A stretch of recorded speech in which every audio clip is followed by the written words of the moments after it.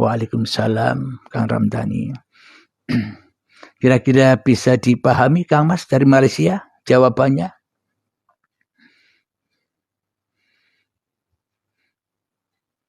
Kebanyakan kita selama ini menuntut hak-hak kita.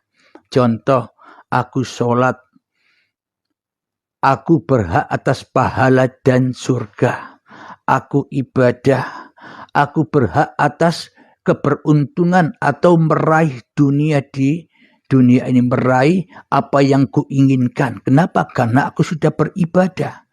Semua itu kan haknya manusianya untuk beribadah. Akan tetapi manusia yang menuntut Tuhannya untuk barter dengan ibadahnya. Padahal manusia selama ini tak pernah ibadah. Kenapa? Karena tak menyatu dengan Tuhannya.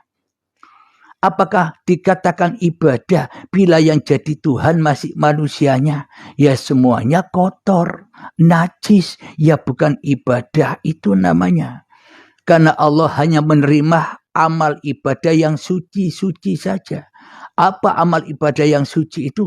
Amal ibadah yang tidak dicemari oleh hawa nafsu manusia. Maknanya manusianya sudah lillahi ta'ala, yaitulah amal ibadah itu. Maka manusia kalau tidak masuk ke dalam surganya Allah dulu, tidak bisa ibadah. Karena orang-orang yang bisa ibadah hanyalah orang-orang yang ahli surga. Karena di dalam surga itu tempatnya orang-orang yang ahli ibadah. Apa maknanya kalau tidak menyaksikan Allah, bagaimana mungkin dikatakan ibadah? Sedangkan menyaksikan Allah itu hanya ada di dalam surga. Maka masuklah surga dulu, baru bisa beramal soleh, baru bisa ibadah, baru bisa menyaksikan Tuhannya, baru bisa enjoy saja. Waalaikumsalam warahmatullahi wabarakatuh. Silakan, ada yang mau naik? Bisa bertanya lewat kolom komentar.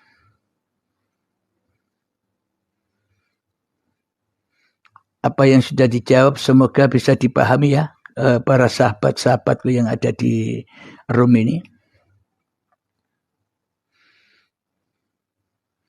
Jadi inilah kebenaran itu, maknanya kita mengkaji diri kita dari Tuhan.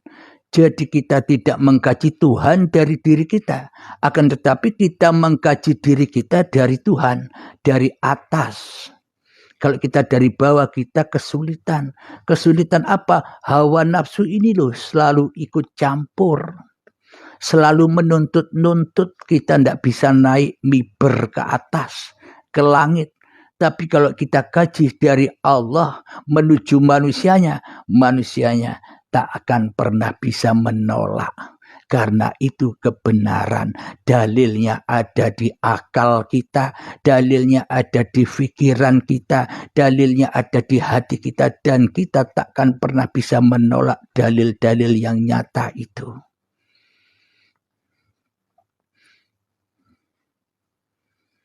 Waalaikumsalam. Alhamdulillah paham. Ayo silakan, apalagi yang mau ditanyakan.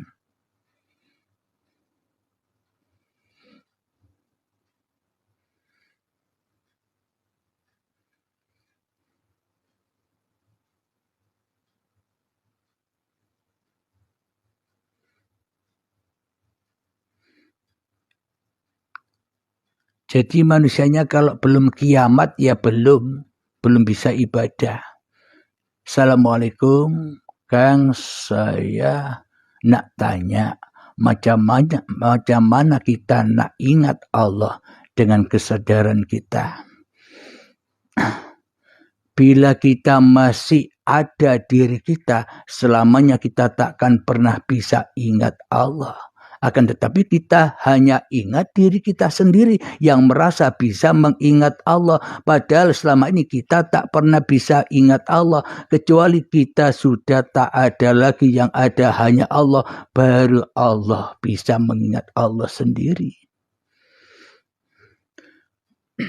Jadi maknanya manusianya harus dikiamatkan dulu, harus dibaiat dulu. Supaya apa? Supaya yang nyata bukan manusianya lagi. Bila yang nyata hanyalah Allah, maka araftu Rabbi bi Rabbi, aku mengenal Tuhanku dengan Tuhanku. Akan tetapi bila kita masih ada, masih wujud, masih hidup, pasti yang kita ingat hanyalah diri kita sendiri. Yang merasa bisa ibadah, kita hanya ingat diri kita sendiri. Yang merasa bisa sholat, yang merasa bisa ingat Allah dan sebagainya. Masih alam halusinasi. Ada pertanyaan lagi, Allah seperti apa ya Bopo? Allah itu seperti seluruh ciptaannya. Selama ini kan kebanyakan orang, Allah tidak seperti ciptaannya. Kalau Allah seperti ciptaannya ya makhluk. Kebanyakan seluruh manusia berpendapat seperti itu. Tapi saya beda. Allah seperti makhluknya. Kalau tidak ada Allah, apa ada makhluk? Ya enggak. Tapi di sini sepertinya bukan seperti wujudnya makhluk. Contoh begini. Contoh. Hidup yang selama ini kita akui sebagai hidup kita ini bisa mewujudkan segala sesuatu. Bisa mewujudkan almari, bisa mewujudkan gelas, bisa mewujudkan HP, bisa mewujudkan gunung, matahari, alam semesta ini. Tanpa wujud hidup diri kita, maka segala alam semesta ini tak akan pernah ada.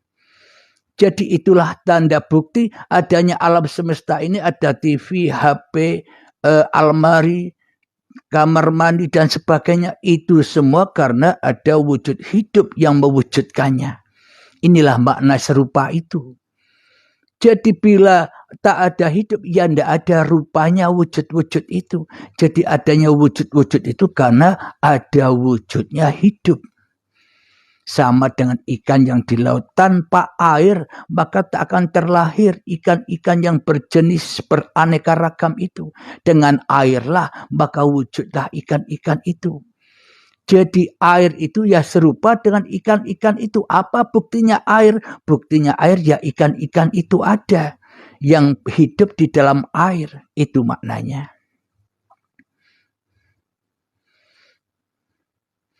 Allah ingin menyatakan dirinya pada perwujudannya betul sekali. Maka dari itu manusia ini diciptakan hanya satu. Haulahu linuriyahu min ayatina, supaya manusia bisa menyaksikan aku, bisa menyaksikan ayat-ayatku.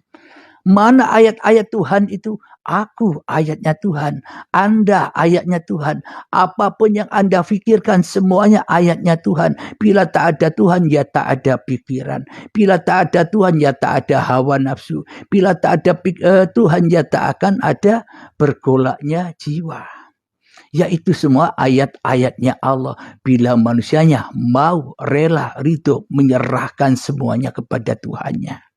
Namun bila manusianya tidak rela menyerahkan itu semua, ya manusianya akan terkatung-katung dan akan menjadi gentayangan hidup di dunia ini bagaikan hantu-hantu yang bergentayangan panas. Dihukum, dipenjara oleh hawa nafsu itu sendiri, dipenjara oleh Al-Malik, dipenjara oleh malaikat Malik. Kenapa? Karena kita selama ini merasa memiliki hidup, karena kita merasa memiliki badan, karena kita merasa memiliki hak-hak yang kita kerjakan. Bisa dipahami ya? Alhamdulillah. Silakan yang mau bertanya-tanya lagi.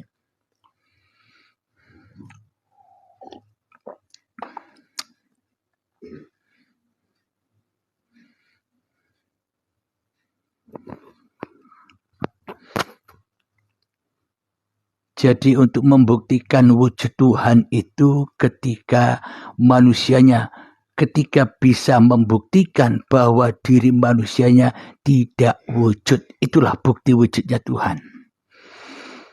Jadi kenyataan Tuhan itu bisa dibuktikan bila manusianya sudah menyatakan bahwa dirinya adalah tidak nyata, gaib, hanya bayangan Tuhan. Itulah kenyataan Tuhan. Mudah kan? Tapi ya memang penuh dengan proses. Anda tidak bisa belajar sendiri. Anda harus cari guru di area Anda berada sana, agar tidak tersesat memahami jalan ketuhanan ini.